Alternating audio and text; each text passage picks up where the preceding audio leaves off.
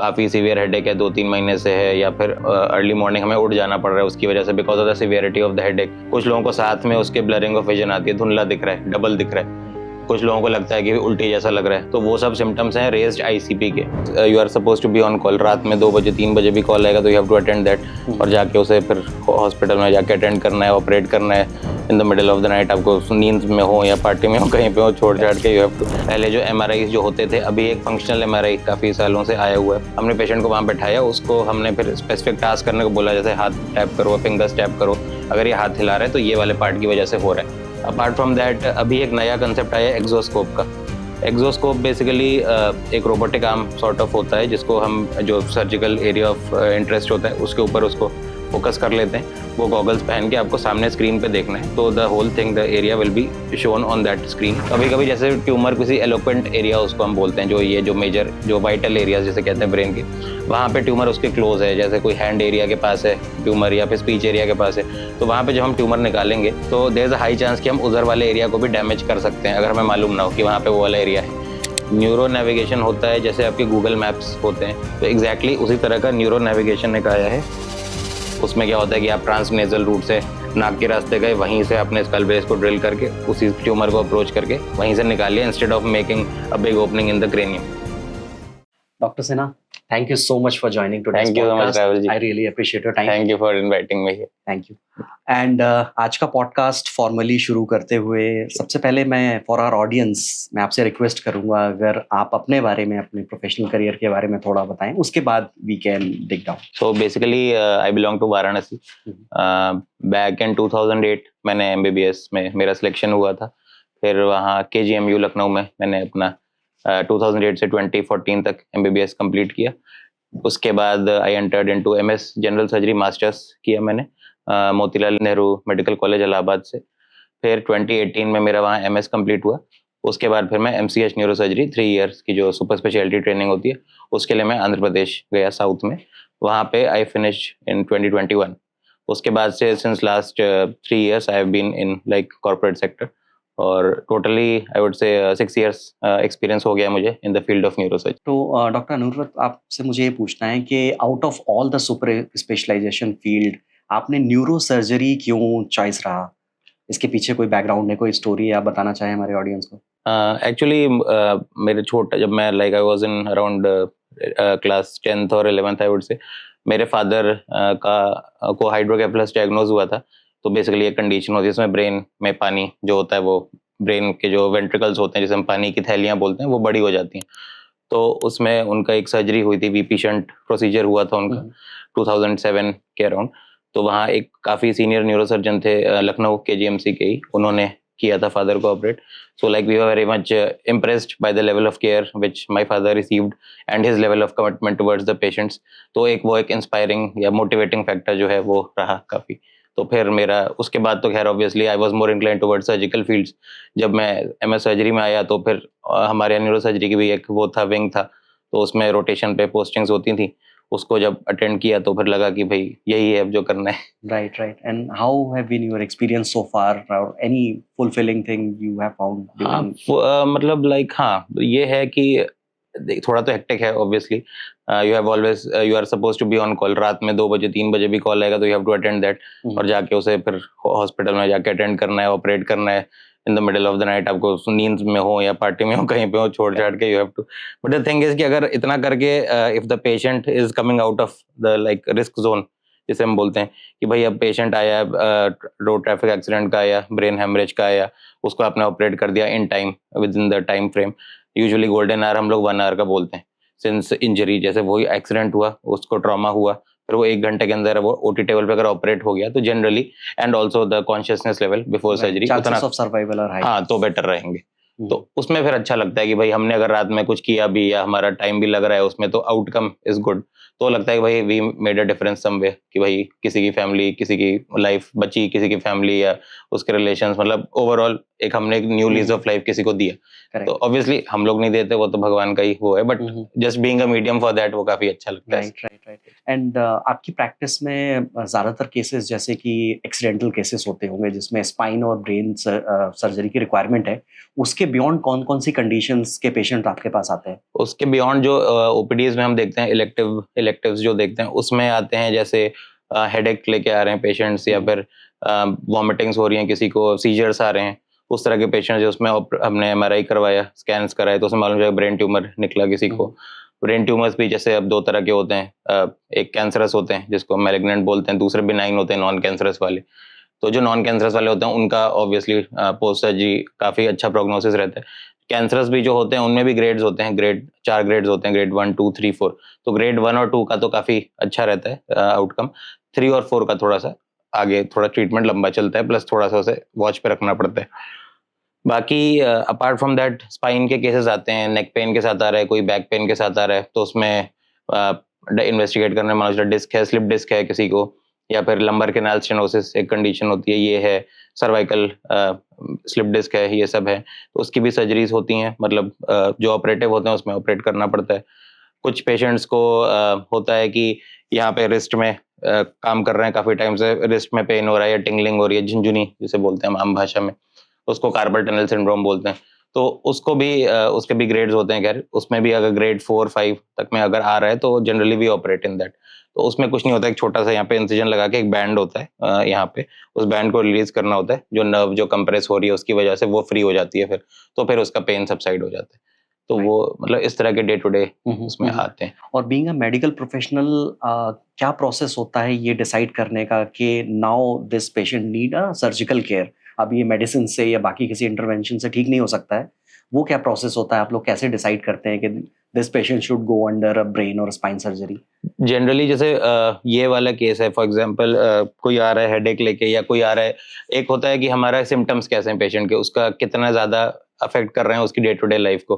For example अगर कोई किसी को ब्रेन ट्यूमर है और उसको हेडेक्स हो रहे हैं, काफ़ी ऑन एंड ऑफ सीजर्स भी आ रहे हैं, और या एक तरफ कहीं वीकनेस डेवलप हो रही है उसको बॉडी में, एक साइड के हाथ और पैर as compared to the other side थोड़ा सा कम चल रहे हैं या बिल्कुल ही नहीं चल रहे हैं, तो उस केस में होता है प्लस द स्कैन्स, जो हम स्कैन देखते हैं एमआरआई या सीटी, उसके बेसिस पे अगर हमें लगता है उसके ग्रोथ जो है वो बड़ी है या ब्रेन में प्रेशर इफेक्ट ज़्यादा है उसकी वजह से, तो फिर हम उसमें सर्जिकल डिसीजन उनको ऑफर करते हैं। ये मैं इलेक्टिव्स की बात कर रहा हूँ। और इमरजेंसीज तब बन जाती हैं जब पेशेंट आया है कि भाई पैर खराब हो गए, पूरे पैरों में वीक, मतलब वो हो गया, पैर चलने ही काम करना ही बंद कर दिए, या फिर है कि एकदम ही ड्राउजी पेशेंट आया है, थोड़ा सेमिकोमेटोस कंडीशन में आया, तो वो तो फिर एक इमरजेंसी है, तब तो डेफिनेटली फिर वो ऑपरेट करना ही करना है उसको।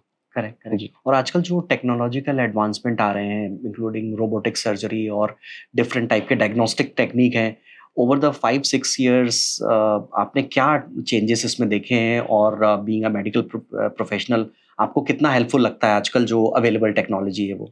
हाँ जी, इसमें काफ़ी लास्ट 5 to 10 ईयर्स में आई वुड से काफ़ी एडवांसमेंट्स हुए हैं। जैसे जो हम लोग के पहले जो एमआरआई जो होते थे, अभी एक फंक्शनल एमआरआई काफ़ी सालों से आया हुआ है। फंक्शनल एमआरआई में क्या होता है कि specific areas of the brain, जैसे कि मोटर स्ट्रिप है, वो आपके जो हाथ और पैर की पावर है उसको कंट्रोल करती है, या स्पीच एरियाज हैं, या फिर ऑडिटरी हियरिंग वाले एरियाज हैं।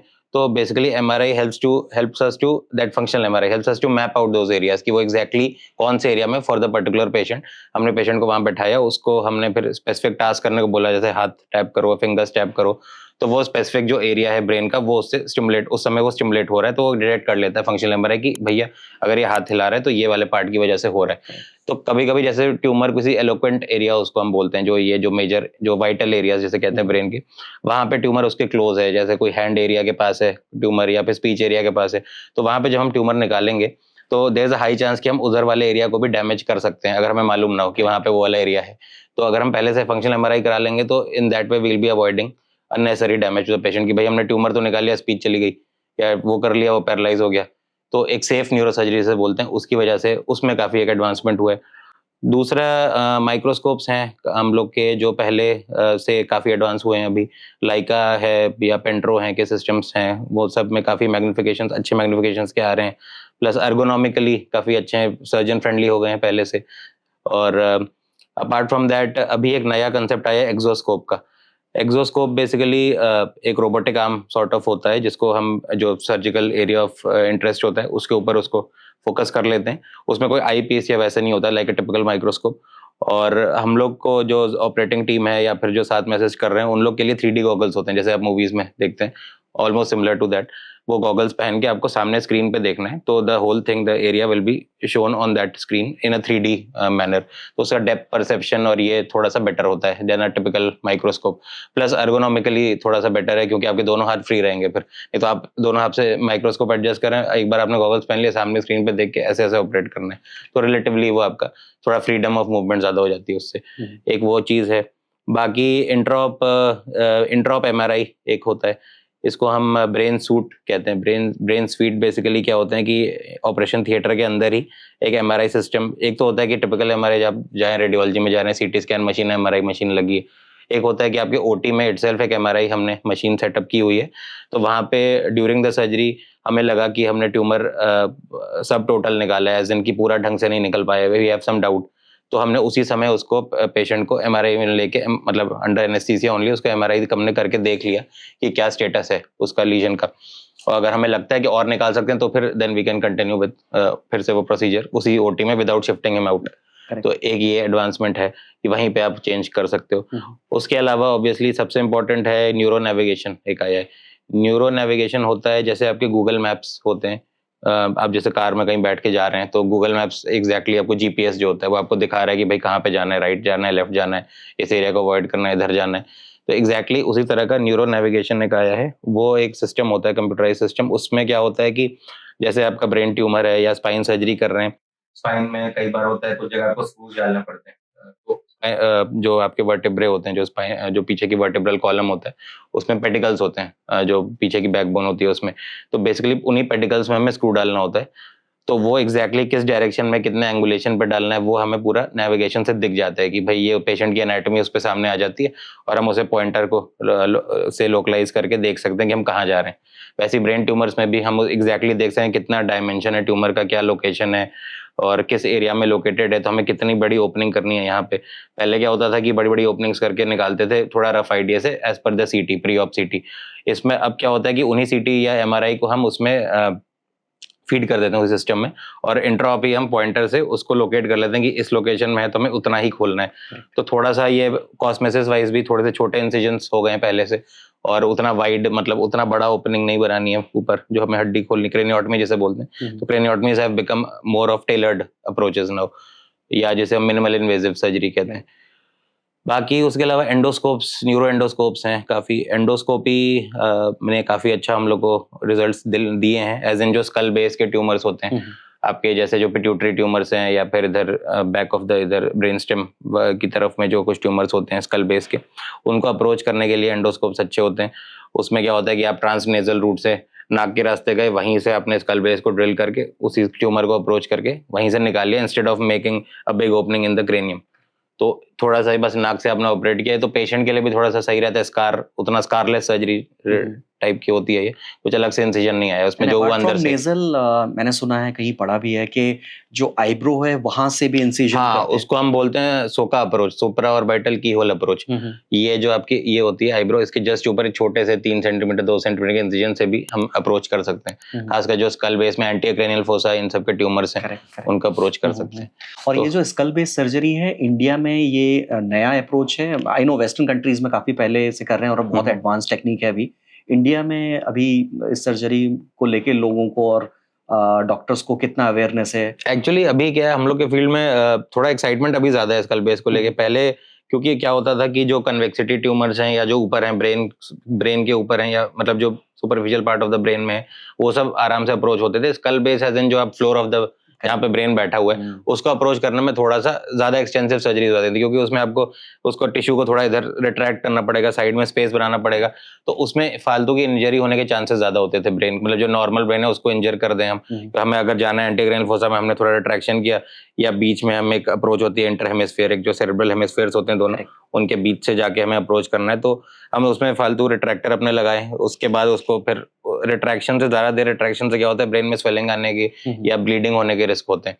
तो इसलिए इन सब से क्या हो गया, एंडोस्कोपी के आने के बाद से स्कल बेस में कि एंडोस्कोप असिस्टेड सर्जरी सब करते हैं। तो छोटे से ही, जैसे ये सोका आपने बताया, छोटे से ही उसके थ्रू, ओपनिंग के थ्रू हम उसमें जा सकते हैं without unnecessary retraction on the brain. Correct. तो ये एक बेनिफिट है।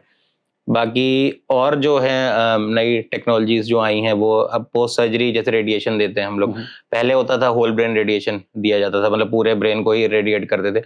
अभी क्या है, अब स्पेसिफिक जैसे हम स्टीरियोटैक्टिक रेडियो सर्जरी बोलते हैं, वो उसमें क्या होता है कि टारगेटेड रेडिएशन हम देते हैं उतने स्पेसिफिक एरिया को। मान लीजिए हमने ट्यूमर निकाल दिया और हम उसमें काफ़ी बायोप्सी में वो आया कि बहुत ही हाई ग्रेड ट्यूमर है, उसकी मैलिग्नेंसी ग्रेड 4 है, ग्रेड 3 है।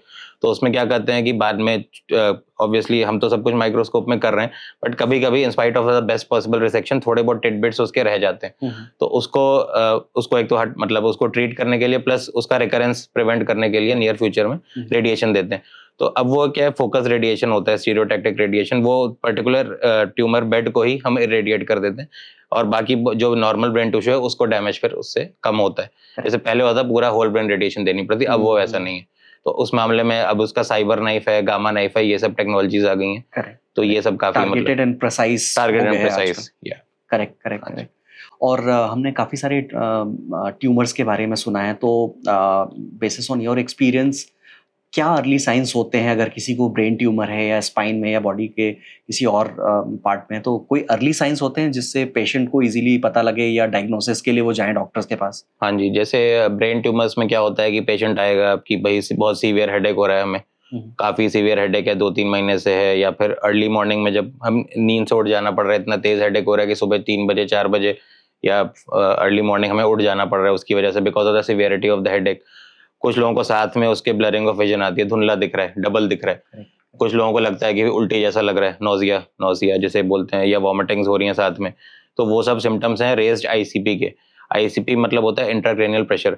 तो जब भी वो इंट्राक्रैनियल प्रेशर, चाहे किसी भी, नॉट ओनली ब्रेन ट्यूमर, अंदर इसके अंदर में या ब्लीड हो या कोई और ग्रोथ हो, तो होता क्या है कि बेसिकली ये तो एक क्लोज स्पेस है, ये जो क्रेनियम है ये तो एक बोनी स्ट्रक्चर है, ये पूरा क्लोज कैविटी है, इसके अंदर ब्रेन है। अब वो वॉल्यूम तो लिमिटेड है, उसके अंदर अब कोई नई चीज आ जाएगी, जैसे ट्यूमर आ गया या कोई कैंसरस चीज आ गई या कोई ब्लीड आ गया, कुछ भी कलेक्शन आ गया, तो वो क्या करेगा, उसी स्पेस में उसको अकोमोडेट करने की कोशिश करेगा, उसकी वजह से प्रेशर बढ़ता है। तो जब प्रेशर बढ़ेगा तो obviously brain tries to create some space for itself, but ये तो पूरा बंद है। तो फॉर एग्जांपल अगर राइट साइड का है कोई चीज, तो वो लेफ्ट साइड पे प्रेशर लगाएगी, जो लेफ्ट साइड का नॉर्मल ब्रेन है वो दबने लगता है, तो उसकी वजह से सिम्टम्स आते हैं। या लेफ्ट साइड में तो अपोजिट साइड का दबने लगता है।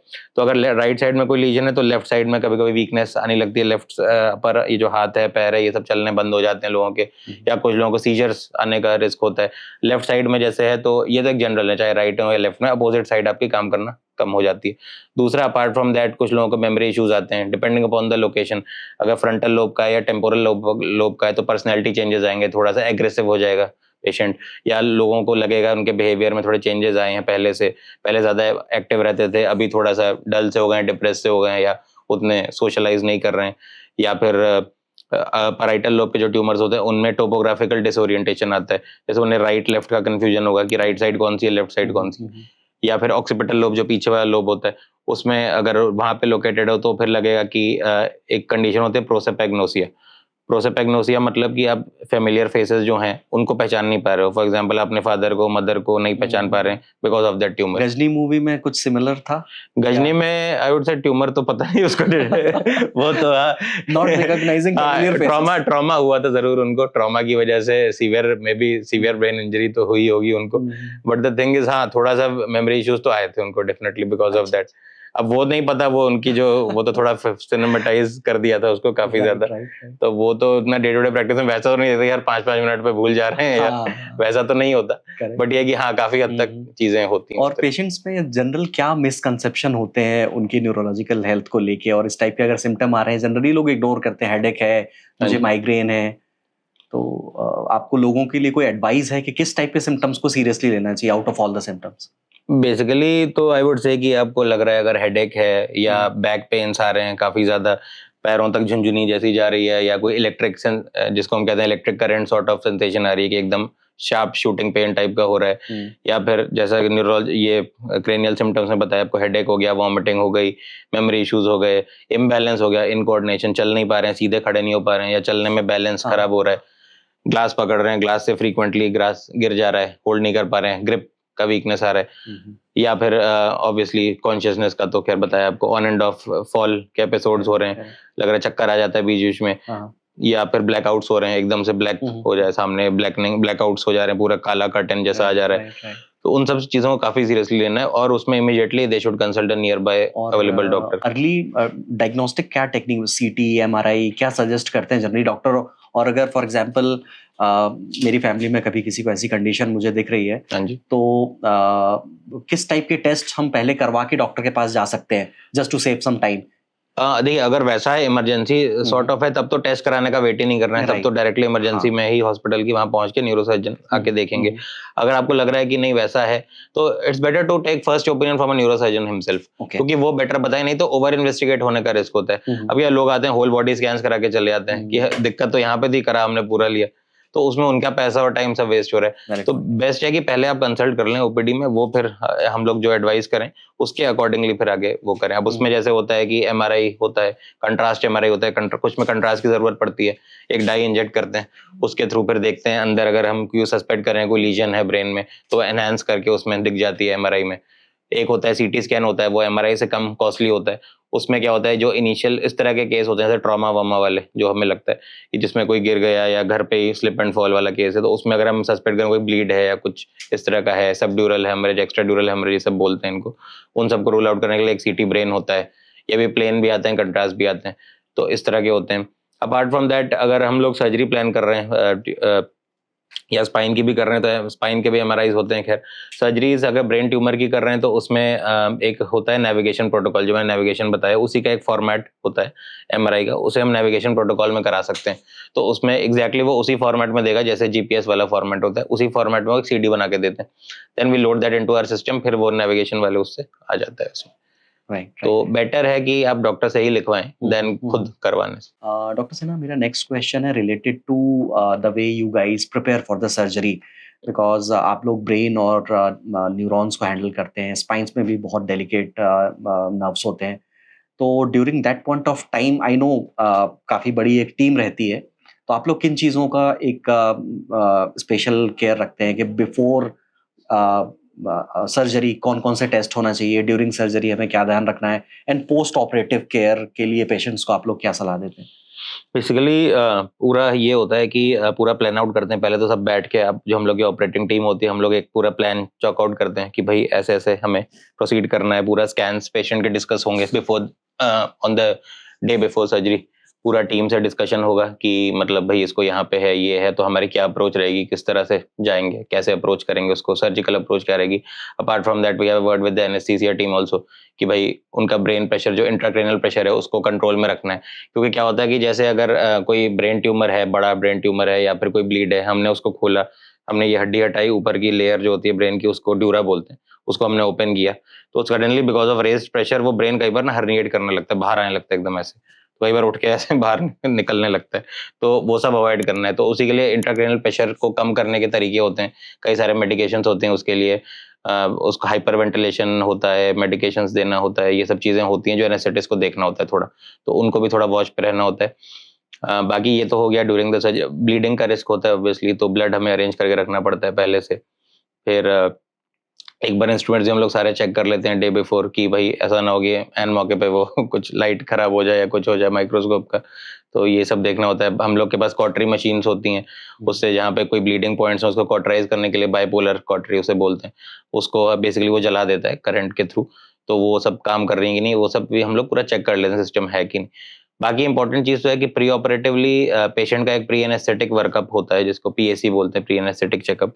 उसमें वो लोग एनेस्थीसिया वाले आते हैं, पूरी उनकी फिटनेस देखते हैं, मतलब अगर डायबिटिक है, हाइपरटेंसिव है, तो शुगर को कैसे कंट्रोल करना है, बीपी कंट्रोल सब ऑप्टिमाइज कर लेना है, बाकी parameters, liver function, kidney function, chest x ray, सब चीज़ें, हीमोग्लोबिन लेवल, वो सब वो लोग पूरा एक टेस्ट जो होते हैं वो देख लेते हैं एक बार, तो उनकी तरफ से जब वो when they give us a green signal तभी हम उसको सर्जरी के लिए लेते हैं। उसके बाद काउंसलिंग इंपॉर्टेंट है।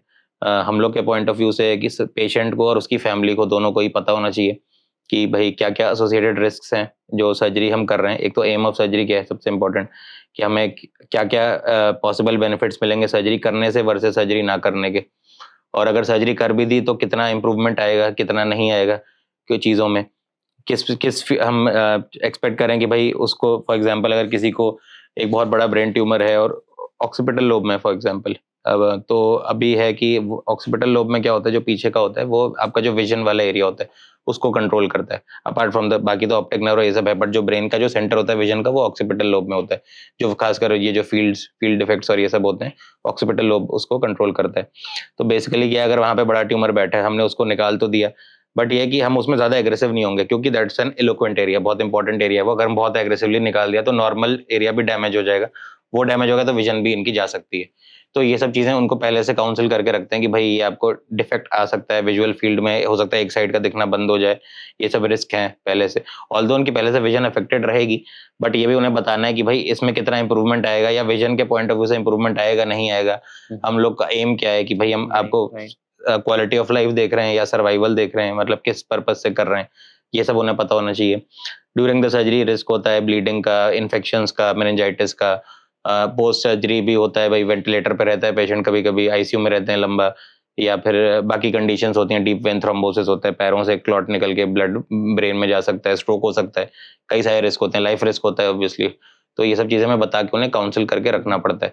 बेसिकली रिस्क बेनिफिट रेशियो जो है वो समझाते हैं हम लोग कि भाई रिस्क तो ऑब्वियसली है, हर चीज में risk. This is part of like patient education definitely pre operative, patient and pre op counselling जिसे बोलते हैं। अब जैसे मैं और आप ही बात कर रहा हूँ, यहाँ भूकंप आ जाए तो ये कोई गारंटी तो नहीं कि नहीं आएगा, अगर आना होगा तो आ जाएगा।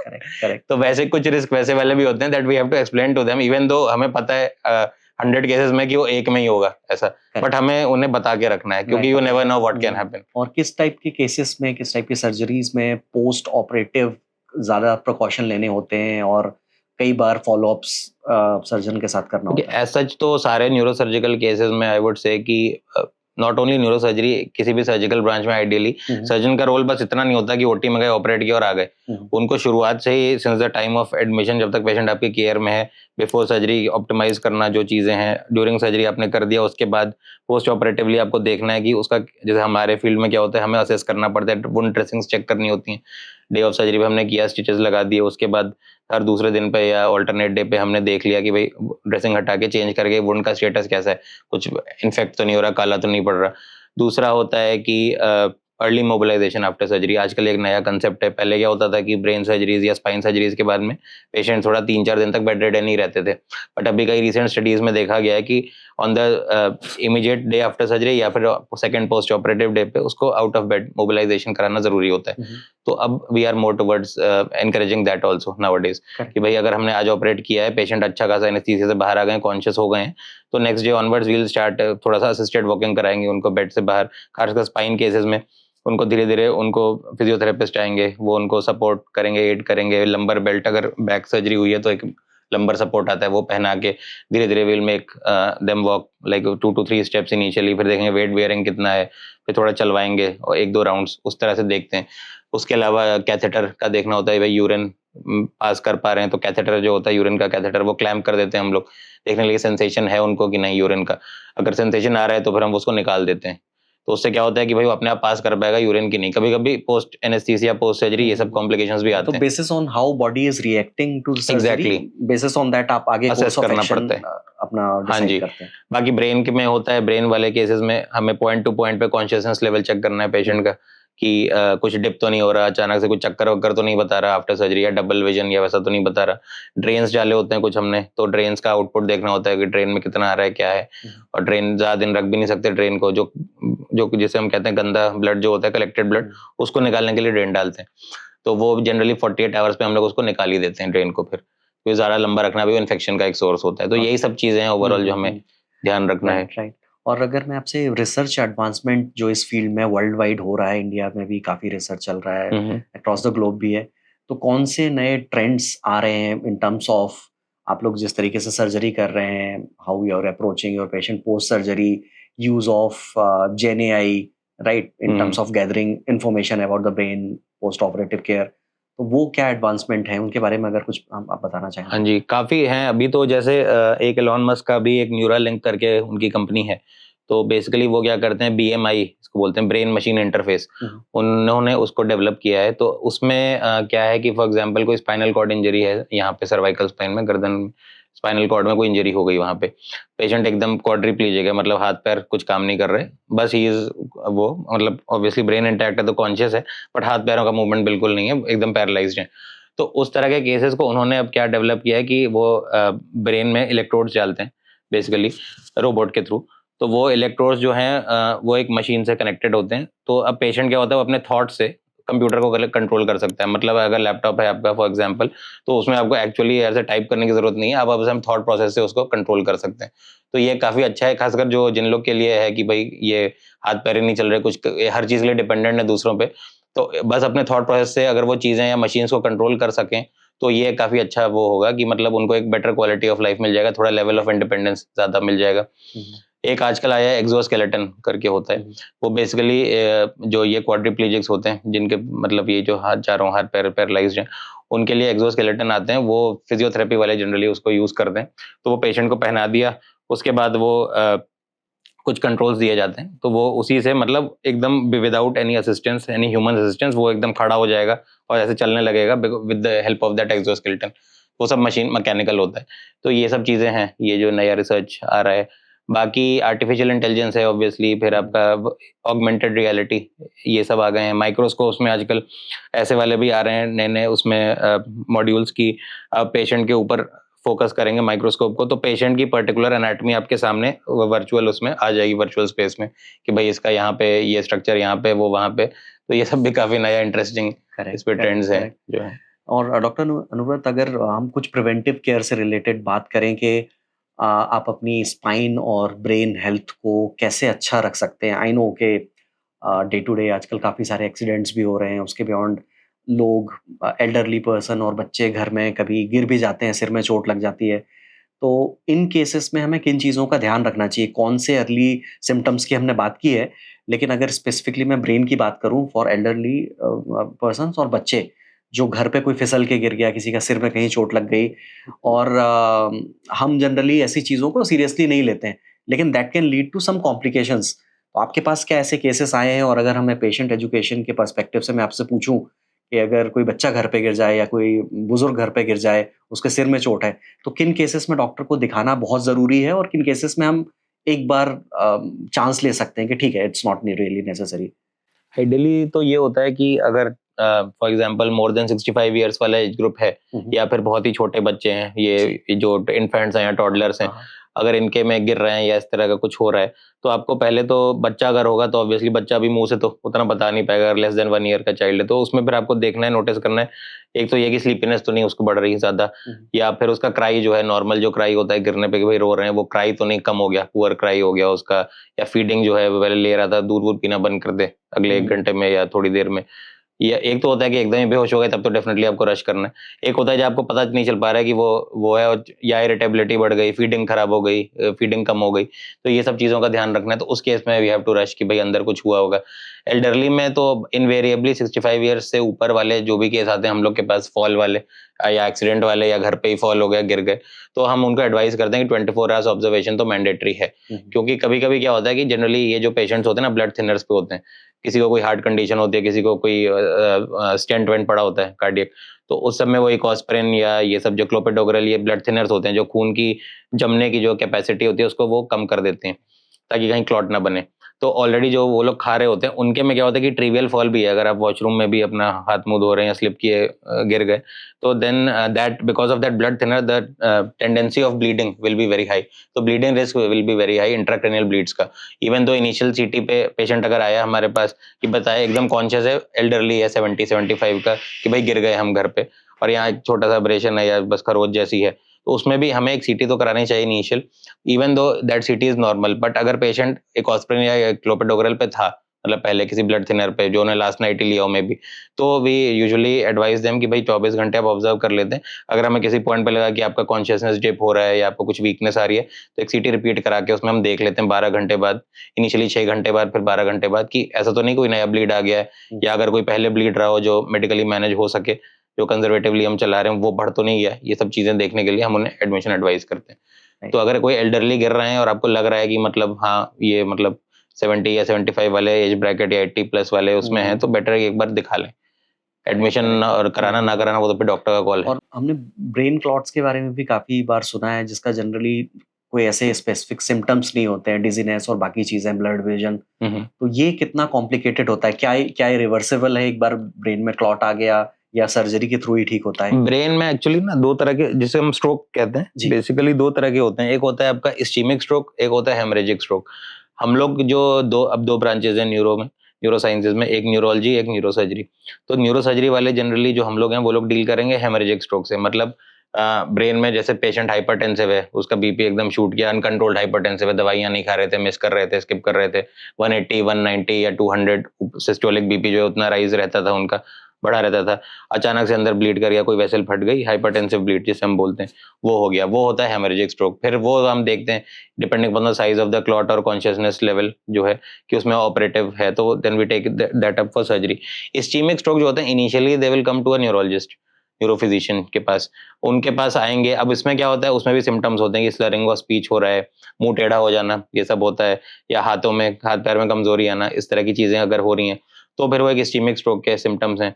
उसमें फिर न्यूरोलॉजिस्ट क्या करते हैं, वो देखते हैं, वो भी एक डीएसए होता है, डिजिटल सब्ट्रैक्शन एंजियोग्राफी, एनजीओ होता है। वो वेसल्स का बेसिकली जो ब्रेन के हैं, यहाँ के पूरे वेसल्स हैं, उसकी एक इमेजिंग होती है। उसमें मालूम चल जाता है कि कहाँ पे सप्लाई जा रही है, कहाँ पे रुकी हुई है सप्लाई। तो अगर कहीं पे कोई क्लॉट मिलता है, हमें लग रहा है कि उस एरिया में वहाँ पे सप्लाई नहीं है, तो फिर उसमें होता है कि एक थ्रोम्बोलिसिस का ऑप्शन होता है। वो जनरली न्यूरोफिजिशियंस उससे डील करते हैं।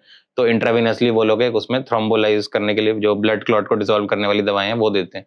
और कुछ लोग डीएसए के थ्रू ही, उसी कैथेटर के थ्रू ही वेसल्स में उसको रिलीज कर देते हैं, तो उससे वो डिसॉल्व हो जाता है जनरली। बट उसका भी उनका एक कुछ विंडो पीरियड होता है 4 to 6 आवर्स का। वो थोड़ा सा मेरे फील्ड ऑफ एक्सपर्टीज से बाहर है, but the neurologist will be better able to comment on that. उसमें हम लोग का रोल तब आता है जब हमें लगे कि बहुत मेजर इस्चेमिक स्ट्रोक है, एक ब्रेन के पूरे एक हिस्से को सप्लाई आनी बंद हो गई, उसकी वजह से ब्रेन में इन्फाक्ट हो गया, वो ब्रेन एक तरफ से काला पड़ना, स्कैन में थोड़ा सा डार्कनिंग सा जिसे हम कहते हैं, काला पड़ना शुरू हो जाता है ब्रेन। तो उस केस में भी ब्रेन का प्रेशर फिर राइज होता है। तो फिर कहीं पे भी कुछ भी प्रेशर राइज होगा, फिर वो सर्जिकल केस बन जाएगा, फिर हमें उसको ऑपरेट करना पड़ता है। Correct. And on a separate note, doctor साहब, मैं आपसे ये पूछना चाहता हूँ, लाइफ ऑफ अ न्यूरोसर्जन अगर मैं आपसे पूछूं कि डे टू डे क्या लाइफ होती है, कितना हेक्टिक है आप लोगों को, क्योंकि this is a research oriented job, very demanding, और आप लोग बहुत डेलिकेट बॉडी के ऑर्गन्स के साथ डील करते हैं। सो आप फर्स्ट थिंग, आप लोग अपने आप को कैसे फिजिकली और मेंटली फिट रखते हैं, क्योंकि ऑलमोस्ट एवरी डे आप लोगों को इमरजेंसी सिचुएशन और कॉम्प्लिकेटेड सर्जरीज करनी होती है, अपने आप को अप टू डेट रखना पड़ता है विद लेटेस्ट ट्रेंड्स, टेक्नोलॉजी, नए नए मशीनरीज आ रही हैं, ऑपरेटिव प्रोसीजर्स आ रहे हैं। सो ये hectic schedule, being a medical professional surgeon, आप कैसे मैनेज करते हैं, और आपके जैसे और भी सर्जन्स अपने आप को कैसे मेंटली फिट रखते हैं इन सारी चीज़ों के लिए? मेनली तो लाइफस्टाइल होता है बेसिकली कि आप भाई अर्ली मॉर्निंग, यूजुअली हम लोग का शेड्यूल भी ऐसा रहता है कि 7 o'clock 8 o'clock हम लोग का ओटी में हम स्टार्ट ऑपरेटिंग अर्ली मॉर्निंग ही करते हैं, और generally by evening 6 o'clock 7 o'clock तक फ्री होते हैं, depends on the OT list कैसी है आपकी। तो उसकी वजह से अच्छा है, मतलब अच्छा भी है खराब भी है, उसकी वजह से वी हैव दैट हैबिट कि हमें सुबह जल्दी उठना है। जैसे 5 बजे उठ गए, 6 बजे उठ गए, अगर 8 बजे केस है तो obviously will get up around 5:30 6 o'clock उठ गए। फिर अब वो तो फिर अपना इंडिविजुअलाइज है रूटीन, आपका वॉक कर लिया, थोड़ा सा लाइट वो कर लिया, लाइट जिम कर लिया, कुछ कर लिया वैसे। उसके बाद मेन चीज है कि आपको obviously have to keep faith in God, भाई भगवान को भी याद करना है। सर्जरी पे जाने से पहले भगवान की पूजा करके ही जाते हैं कि भाई कुछ हमसे कुछ गलत ना हो, कि किसी का नुकसान हो उससे। दूसरी चीज है कि अपने फूड हैबिट्स पे ध्यान रखना होता है, थोड़ा ज्यादा उल्टा सीधा फास्ट फूड ये सब नहीं खा सकते, मतलब ऑब्वियसली वैसे भी नहीं खाना चाहिए, बट हम लोग के उसमें because we have to be physically fit also, तो थोड़ा वो सब अवॉइड करते हैं, ज्यादा ऑयली फूड्स या वो, थोड़ा एक्टिव लाइफस्टाइल रखना पड़ता है। और उसके अलावा बाकी उसकी बात हुई तो हॉबीज हैं अपनी अपनी, जैसे कुछ लोग म्यूजिक में इंटरेस्टेड होते हैं, मेरा जैसे इंटरेस्ट है कि नॉर्मल बुक्स पढ़ना, फिक्शन नॉन फिक्शन उस तरह का, तो मैं अपने आप को उसमें इन्वॉल्व रखता हूँ। कुछ लोगों का होता है कि भाई ऑफ रोडिंग कर रहे हैं, कार लेके अपना निकल गए, तो अपने वीकेंड्स पे या जो भी, वो अपना एक हॉबी बना के रखनी चाहिए। मतलब ऐसा नहीं कि बस काम ही काम है, एक फैमिली लाइफ भी होती है, एक पर्सनल लाइफ भी होती है। फैमिली को भी टाइम दे उतना ही, घर में बच्चे हैं उनको टाइम दें, बाकी पेरेंट्स हैं उनका सब सब सोचना पड़ता है। और बाकी आजकल के टाइम में तो मुझे लगता है कि मतलब वर्क लाइफ बैलेंस काफी जरूरी हो गया है। तो अब ये तो पर्सन टू पर्सन भी डिपेंड करता है वो कितना किस चीज़ को प्रायोरिटी पे रख रहे हैं। तो बस यही है मतलब करेक्ट करेक्ट बेसिकली। करेक्ट। और डॉक्टर साहब, आप कोई पेशेंट सक्सेस स्टोरीज जिसने काफ़ी आपको इंस्पायर किया हो और आपको लगा हो कि यार ये प्रोफेशन मैंने चूज़ किया है, मेरा राइट डिसीजन था, वैसी अगर कोई स्टोरी हो आप सुनाना चाहें? हाँ जी, एक बार मुझे याद है ये अराउंड आई थिंक मेरा फाइनल ईयर था ट्रेनिंग का एमसीएच का। हम्म, फाइनल ईयर था और उस समय दिवाली थी, दिवाली का ही टाइम था 2021 में। तो मेरा लाइक 3-4 मंथ्स ही बचे थे पास आउट होने में। उस समय हम लोग मतलब काफ़ी फैमिली के साथ भाई फंक्शन में था, मैं वहीं पे अपना उस समय रात में अराउंड 12:30-1 बजे के आसपास एक ट्रॉमा केस आया था। यंग मेल था 22-23 इयर्स ओल्ड। वही बाइक एक्सीडेंट का था वहाँ पे। तो वो आया एकदम ही बहुत ही मतलब I would say deep coma की तरफ ही थे ऑलमोस्ट, जिसको हम जीसीएस स्कोर कहते हैं। जैसे मेरा और आपका 15 है, हम लोग कॉन्शियस हैं फुल्ली।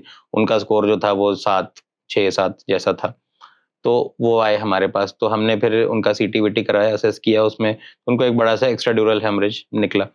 तो एक्स्ट्राड्यूरल हेमाटोमा का आइडियली होता है कि जब आपका जो पेशेंट आया है इमरजेंसी में, जिसको हम कहते हैं door to the theatre time, वो आपका लेस देन 1 आवर होना चाहिए। तो अगर within 1 hour patient operate हो जाए, तो आउटकम अच्छा होता है। तो इमीडिएटली हमने उसको सर्जरी के लिए लिया। तो मतलब मैं फंक्शन-वंक्शन छोड़ के गया तो जल्दी ओटी अपना, उसको किया ऑपरेट रात में, दो वही करते-करते मतलब खत्म होते-होते रात का 3 बज गया था by the time we closed up. और फिर हमें लग रहा था कि maybe he might not make it. But अगले दिन तक जब वो वेंटिलेटर से बाहर आए तो ही बिकेम कॉन्शियस ओवरऑल। फिर अगले नेक्स्ट 3-4 डेज में इम्प्रूवमेंट आया, चलना फिरना उनका शुरू करवाया। तो he was able to converse and all. 2 महीने बाद उनकी शादी भी थी। तो हम लोग पे काफ़ी प्रेशर था। तो उस टाइम मुझे लगा कि हाँ भाई, ये काफ़ी रिवॉर्डिंग ब्रांच है, अगर आपने टाइमली इंटरवीन कर दिया। तो एक तो obviously you can make a difference, not only saving a life but you are making a difference to somebody's life. Absolutely कि भाई अब उसकी शादी भी हो पाएगी और सब चीज़ें होंगी, उसकी करेक्ट। फैमिली के लिए कितना ये वो बड़ी बात हो गई। और प्लस आपको सेटिस्फैक्शन रहता है कि भाई हाँ, इट वाज़ वर्थव्हाइल कि भाई हम अपने छोड़ा, ठीक है, फंक्शन था, छोड़ दिया हमने, कोई नहीं, but we took a good call. Great, great, ये great. And before we wrap up today's discussion, today's podcast, for budding professionals in your fraternity जो न्यूरोसर्जरी अभी पढ़ रहे हैं, just about to pass out and start their professional journey, उनके लिए आपका अगर कोई word of wisdom, कोई advice हो आपके end से? ये वैसे तो कोई बुक नहीं सिखाती आपको कि मतलब कैसे, वो usually over a period of years ही आता है एक्सपीरियंस से। अब इनिशियली क्या है, अगर कोई इस फील्ड में आने का सोच रहा है कि भाई मैं न्यूरो सर्जरी करनी है, तो पहले तो उनको एकदम श्योर रहना पड़ेगा कि भाई अपना आपको एक मतलब ऑब्वियसली जैसा आपने बताया कि पर्सनल टाइम थोड़ा कम ही मिलता है इसमें। तो थोड़ा-सा वो अपना मेंटली प्रिपेयर्ड होके आना है कि कैसे मैनेज करनी है फैमिली लाइफ और प्रोफेशनल लाइफ दोनों चीज़ें। रात में 2 बजे 3 बजे उठने का इतना, नींद में ऑपरेट करने का, नींद से उठ के उतना आपको वो होना चाहिए प्रोएक्टिव। ऐसा नहीं कि सो गए तो फिर अब फ़ोन नहीं उठेगा, वैसी वाली ब्रांच नहीं है। तो इसमें आपको 24 you are 24/7 on call basically. आप चाहे जूनियर लेवल पे हो या सीनियर लेवल पे हो, आप कहीं के हेड भी बन जाएँ तो भी your phone has to be on always. तो इन सब चीज़ों का ध्यान रखना है। दूसरा, अपना कम्युनिकेशन हमेशा क्लियर रखना है। वो नॉट ओनली न्यूरोसर्जरी, किसी और ब्रांच में भी अपना पेशेंट टू पे जो कम्युनिकेशन होता है, पेशेंट से जो आप उनको जो आप बता रहे हैं उनके बारे कंडीशन के बारे में, that should be very clear, very transparent. उसमें कुछ कोई बातें छुपानी नहीं है। अगर आपने ऑपरेट भी कर लिया तो कोई अगर कुछ हमसे गड़बड़ हो गई या फॉर एग्जांपल कोई कॉम्प्लिकेशन हो गया ड्यूरिंग सर्जरी, तो we should be very clear after surgery. हमें बता देना चाहिए टू द फैमिली कि भाई ऐसा-ऐसा हो गया है। It's better not to hide that, क्योंकि इवेंचुअली वो आ ही जाता है। आपके पास नहीं आएगा तो कल को किसी और के पास जाएगा, वो स्कैन कराएगा, वो देख लेगा क्या हुआ, तो उससे फिर आपका नाम खराब होता है। तो ये है कि बी ऑनेस्ट इन योर ये, जो आपसे हो सकता है वो आप बताइए। आपको लग रहा है कोई केस है बहुत ही कॉम्प्लिकेटेड है, आपके स्किल के बाहर है, तो बेटर उसको रेफर कर दीजिए। उसमें अपना मतलब ब्रावेडो दिखाने का कोई ज़रूरत नहीं है कि मैं ही करूँगा या मैं सब कुछ कर सकता हूँ, क्योंकि everybody can't do everything. That's great. Thank you so much, Dr. Anurat Sinha. I must say this is really a knowledge enhancing session. और जो भी ऑडियंस हमारे ये आज का पॉडकास्ट देखेंगे उनके बहुत सारे डाउट्स, मिसकंसेप्शंस दूर होंगे। प्लस जो भी बडिंग प्रोफेशनल्स हैं जो न्यूरो सर्जरी फील्ड ऑप्ट करना चाहते हैं उनको भी काफ़ी एंकरेजमेंट मिला होगा और नॉलेज, और उन्हें इस प्रोफेशन को कैसे परस्यू करना है। So thank you so much again for your valuable time. Thank you so much. Thank you. Thank you so much.